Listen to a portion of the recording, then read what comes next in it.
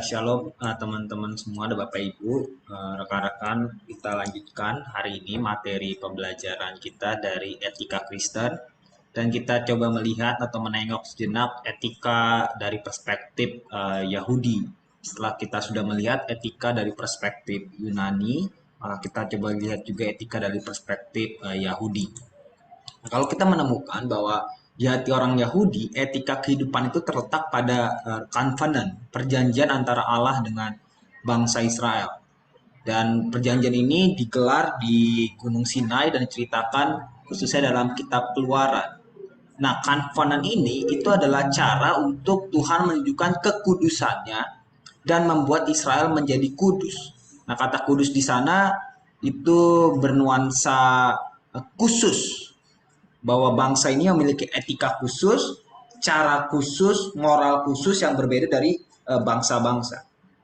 Dan kita melihat bahwa Israel menikmati berkat, pertolongan, dan perlindungan Allah dan menunjukkan ungkapan syukur ya dengan mentaati peraturan-peraturan hukum. Jadi hukum itu diberikan bukan semata-mata karena suatu kekakuan, tetapi sebenarnya karena melihat berkat pertolongan dan perlindungan yang telah Allah berikan bagi orang-orang Israel. Nah, dan peraturan ini juga mencakup hubungan mereka dengan Allah dan juga dengan sesama. Maka semangat untuk hubungan Allah dan sesama itu sebenarnya sudah sangat tergambar di Perjanjian Lama dan dalam konsep orang-orang Yahudi. Dan sepertinya tidak ada pemisahan memang antara tindakan etis dengan tindakan ritual. Kita tahu nanti kita akan berjumpa dengan hukum Taurat, bahwa dalam hukum Taurat ada hukum moral, ada hukum sakramen atau ya seremonial, dan juga ada hukum sipil. Ya. Tapi di sini kita melihat tidak ada pemisahan. Ulangan 24 ayat 19 dikatakan, apabila engkau menuai di ladangmu lalu terlupa seberkas di ladang, maka janganlah engkau kembali untuk mengambilnya. Itulah bagian orang asing, anak yatim dan janda.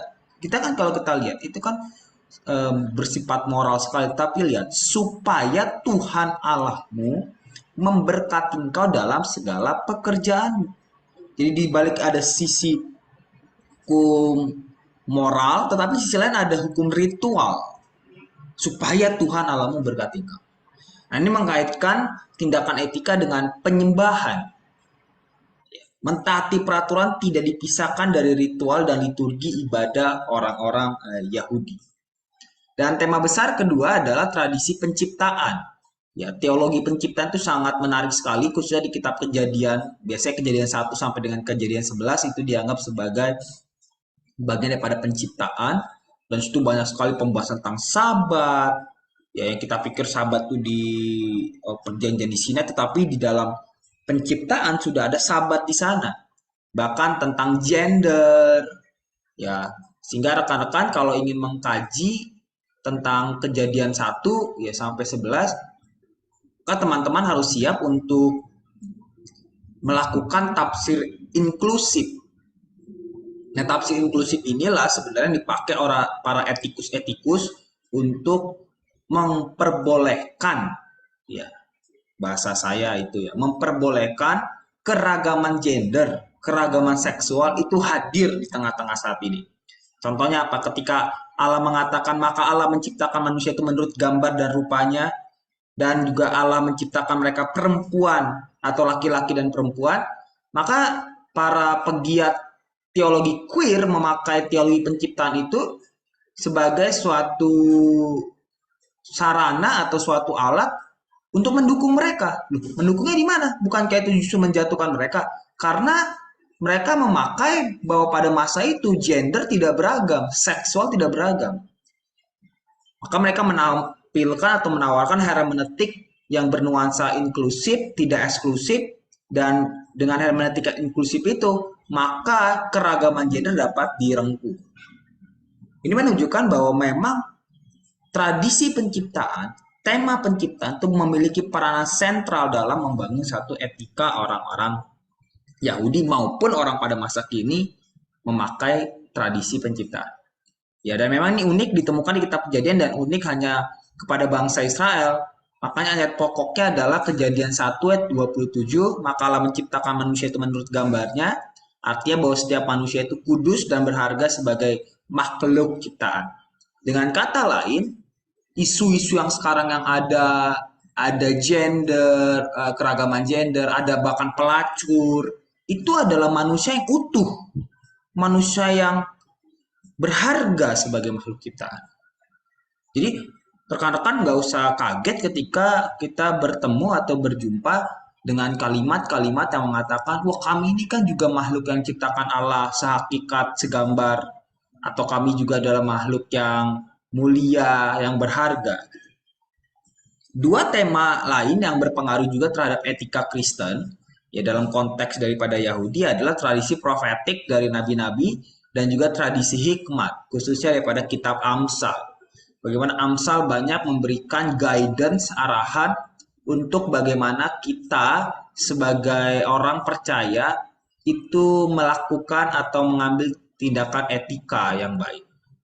Ya setidaknya ada kurang lebih 5 sampai 6 guidance daripada Amsal. Yang pertama, Amsal mengarahkan untuk kita knowing God, mengenal Allah. Yang kedua, kita diajak untuk knowing ourselves, kita mengenal diri kita. Yang ketiga, mengajak kita knowing our friends, mengenal pertemanan kita, persahabatan kita. Banyak sekali Amsal mengatakan besi menajamkan besi, ya manusia menajamkan sesamanya, lebih baik teguran nyata-nyata daripada kasih yang tersembunyi. Gitu ya. Ada kawan yang menjilat dengan sangat hebat, tetapi ada sahabat yang menegur dengan terbuka. Lalu juga kita perlu knowing our family, kita mengenal family kita. Yang kelima, ada yang mengatakan bahwa diperlukan knowing God's way, mengenal jalan Tuhan. And the last, knowing our temptation, atau bukan pencoba lebih tepatnya, knowing our suffering or knowing our test, mengenal tes kita. Ya, tes itu kan bisa dalam dua hal, bisa dalam suffering, penderitaan, tetapi bisa juga di dalam prosperity, kesuksesan. Itu kitab Amsal mengajarkan itu dan ini menjadi bagian daripada etika Yahudi. Lalu bagaimana perbedaan antara etika Kristen dengan etika sekuler? Ini menarik juga untuk kita bahas bersama-sama. Kalau kita lihat etika Kristen dan etika sekuler ini memang dibagi menjadi dua. Ini untuk menunjukkan bahwa kita sebagai seorang Kristen harus menjustifikasi tindakan kita dari perspektif etika Kristen. Sebab kalau kita menjustifikasi tindakan kita dari etika yang ada di masyarakat, maka kita akan keblinger. Aborsi bagi masyarakat sekuler di barat itu oke-oke aja. Hubungan seks di luar nikah juga biasa saja. Sementara kita itu sangat rekat dan kuat sekali untuk tidak sama sekali ikut campur gitu ya, soal-soal atau urusan-urusan ya tentang hal-hal demikian. Nah, perbedaan paling utama dari keduanya adalah etika Kristen menggunakan Alkitab sebagai landasannya, sumber otoritasnya. Makanya Wayne Grudem di dalam bukunya menjelaskan secara singkat perbedaan antara sistem etika sekuler dengan etika Kristen. Dan ini sebenarnya bisa menjadi penolong bagi kita agar kita bisa hati-hati dalam melihat fenomena dan tindakan-tindakan hari ini. Pertama, sistem deontologi yang berbeda. Kita tahu kata deontologi itu berasal dari kata de yang artinya it is necessary, it should be done. Dan deontologi adalah sistem etika berdasarkan aturan benar salah. I don't care about purpose, tujuan, telosnya apa. Tapi yang pasti kalau dia tidak sesuai dengan aturan yang ada, maka dia salah. Sebaliknya, I don't care about your motivation, apa motivasi kita, apa purpose kita, asalkan disesuai dengan kaidah atau aturan yang ada, maka dia benar. Jadi deontologi itu adalah apa yang seharusnya dilakukan dan apa yang tidak seharusnya dilakukan. Kalau bahasa Kristennya, apa yang menyenangkan Tuhan, apa yang membuat Tuhan marah, kira-kira begitu. Nah, sistem deontologi ini bersifat sekuler ya. Sistem deontologi bisa bersifat sekuler maksud saya. Ketika aturan yang dibuat berdasarkan pemikiran dan logika manusia atau institusi.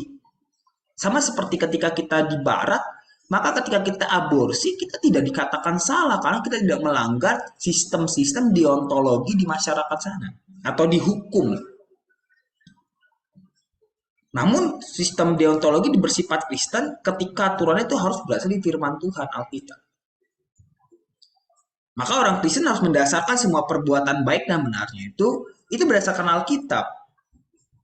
Tapi cilakanya teolog-teolog hari ini memakai Alkitab juga untuk membangun sistem-sistem etika yang bernuansa sekuler.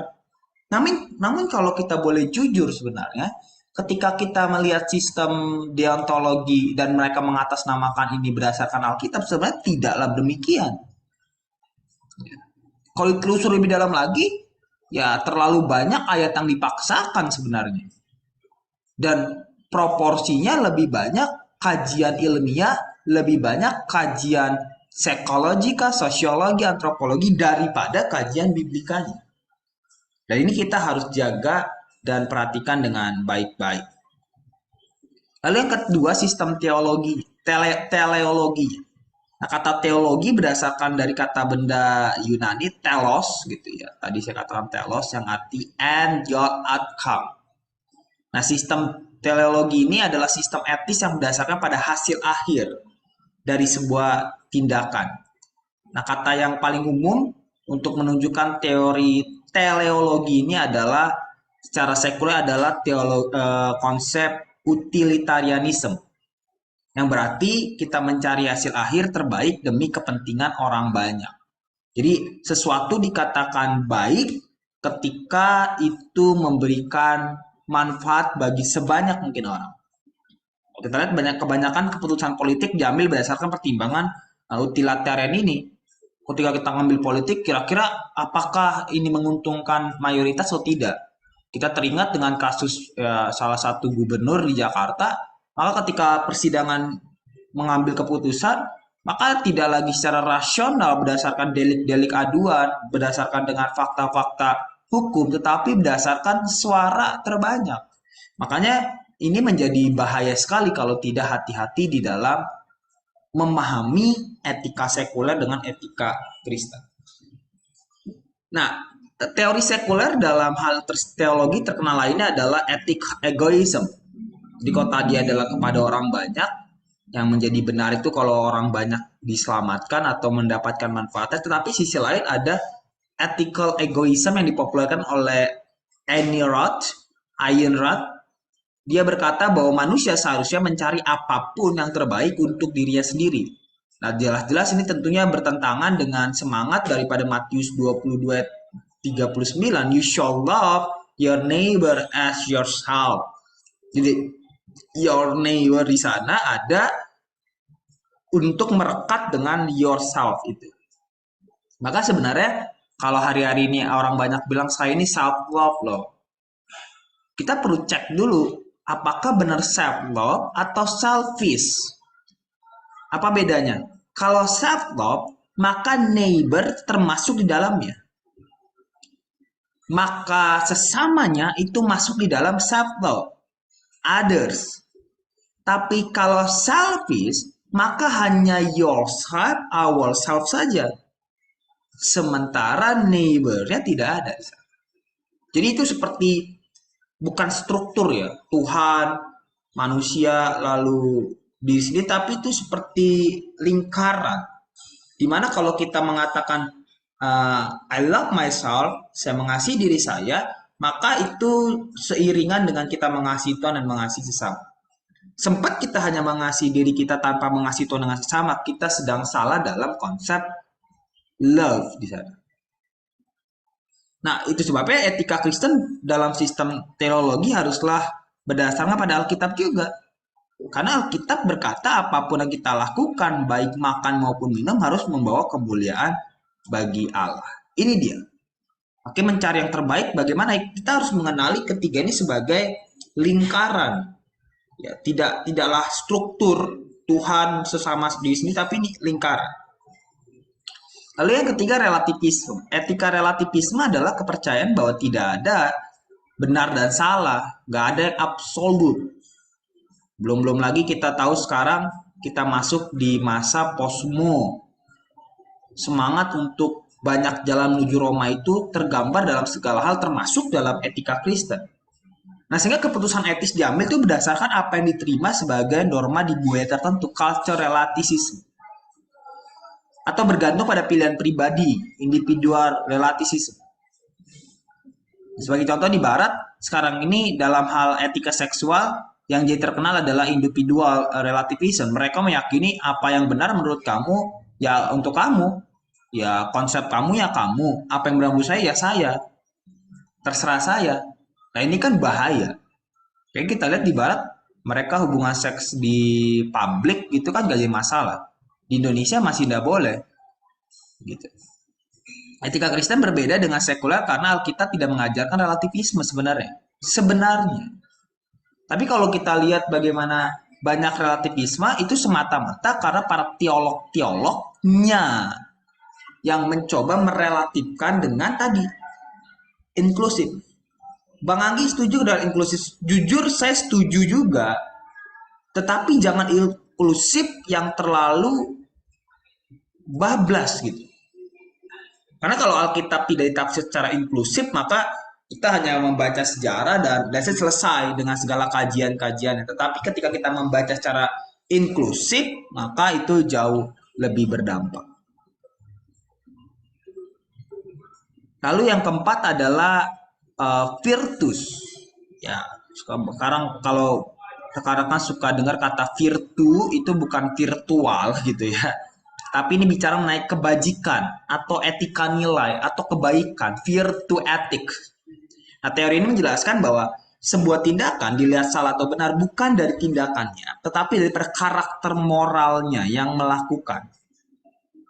Jadi bukan soal apanya, tapi siapanya. Nah, perhatikan dari sistem etika ini tunjukkan pada individu yang melakukan. Jadi sekalipun yang dilakukan benar, kalau yang melakukan adalah seorang napi koruptor, maka kita tidak bisa menerima itu sebagai suatu kebenaran.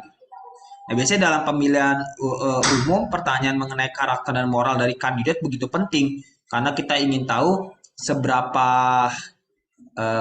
baikkah seorang pemimpin akan kita pilih ini. Dan etika Kristen harus memasukkan nilai kebajikan ini karena memang Alkitab mengajarkan bahwa kita harus memiliki karakter Kristus itu. Dan jelas Paulus mengatakan bahwa kita itu adalah harus menjadi serupa dengan gambaran anaknya. Dan bahkan kalau kita kembali lagi kepada materi sebelumnya, Petrus pun menggunakan kata arete atau kebajikan ketika dia menulis 2 Petrus 1 ayat yang Nah, kesimpulannya adalah bahwa sistem etika Kristen yang berdasarkan pada Alkitab tidak cocok dengan semua kategori dari sekuler ini. Nah, sistem etika orang Kristen yang berdasar pada Alkitab haruslah bersifat deontologi, mana yang salah dan benar, namun juga teleologi, tujuannya apa? Tapi juga harus meningkatkan virtu, kebajikan. Ya. Jadi sebenarnya etika itu tidak hanya dari satu sisi deontologi tindakannya atau juga dari motivasi hati tujuan, tapi dari karakter orang yang melakukan itu. Nah, mungkin kita bertanya, lalu apakah kita perlu memperbaiki karakter dulu baru kita bisa beretika? Sebenarnya tidak, itu berjalan bersama-sama antara etikanya dengan kebajikan, etikanya dengan kebajikan yang dia lakukan. Oke. Kita coba terakhir melihat 4 major distinctive biblical ethics. Ciri khas etika biblika maksudnya. Nah, pertama bahwa etika biblika adalah subkategori dari etika Kristen pada umumnya, ya karena berfokus pada studi, struktur, dan pengaplikasian dari hukum Taurat. Ya. Dan memang di kelas ini jadi etika 1 dan 2, sehingga fokus daripada etika 1 adalah penerapan dan penggalian daripada hukum Taurat yang pertama.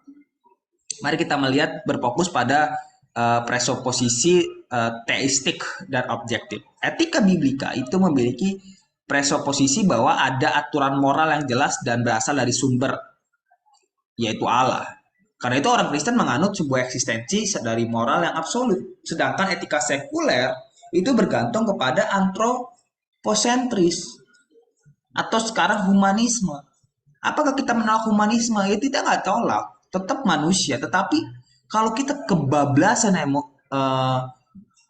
humanisme, maka sangat relatif sekali. Karena setiap pengalaman orang berbeda-beda.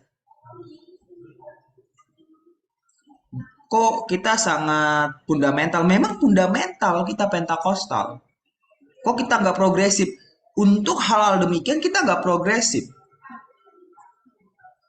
Walaupun secara teori etika sekuler juga berusaha mengedepankan hal-hal baik dan bermoral, tetapi terkadang ini menjadi cara manusia untuk menaruh kepentingannya sendiri dan ambisinya di bawah juga moralitas.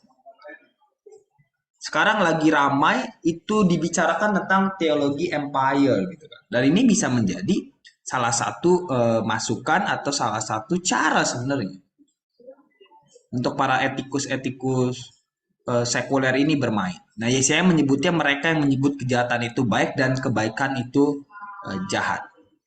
Sebagai hasil natural dari pembenaran yang diterima dari Allah, sistem sekuler terkadang mengikatkan konsep hadiah atau yearning favor dengan orang lain sebagai balas jasa atau balas budi dengan beretika. Tetapi etika biblika, kita mengerti bahwa dampak dari pembenaran yang Yesus sudah lakukan melalui penebusan kayu salib. Kita semakin hari semakin mengadopsi nilai-nilai etika biblika dan menjadi sama seperti Kristus. Jelasan sederhana adalah kita memakai etika biblika sebagai bagian daripada pengkudusan kita. Ini ya. Sebagai sanctification. Setelah kita mengalami justification, akhirnya dalam perjalanan kita untuk mencapai glorification, maka ada sanctification. Di sana ada etika hadir untuk menolong kita melewati sanctification. Sebabnya orang percaya harus berpartisipasi dalam ciptaan dan perwahyuan. Menurut David Jones, etika biblika bersifat pewahyuan dan partisipatori. Dan bukunya yang konstruktif dan normatif ini, dan bukannya konstruktif dan normatif. Nah, sistem etika sekuler berusaha untuk membangun dan membuat orang mentaati sistem yang dibangun itu. Lain dengan orang Kristen, kita diminta untuk menemukan. Dengan kata lain, sebenarnya sudah ada di Alkitab, tinggal kita menemukan aturan moral dan kita berpartisipasi di dalam. Dan dari sini, seperti yang saya katakan di awal juga, bahwa etika Kristen itu berkaitan dengan tindakan, karakter, dan telos tujuan. Deontologi, teleologi, dan virtunya. Berapa sistem etika sekuler mungkin hanya berurusan dengan tindakan atau tujuan. Tapi yang menjadi kekhususan etika Kristen adalah kita memperhatikan ketiga aspek itu. Ya. Dari sini kita dapat rangkum bahwa etika biblika adalah ilmu yang mempelajari dan mengaplikasikan aturan moral yang tertulis di firman Tuhan dan mengaturnya sebagai sikap, tindakan, karakter, dan tujuan seorang yang mengaku berada di bawah hubungan keselamatan dengan Kristus Yesus. Demikian kira-kira presentasi atau hal yang perlu kita bahas daripada etika agar kita bisa sama-sama melihat etika secara komprehensif. Tuhan Yesus memberkati kita.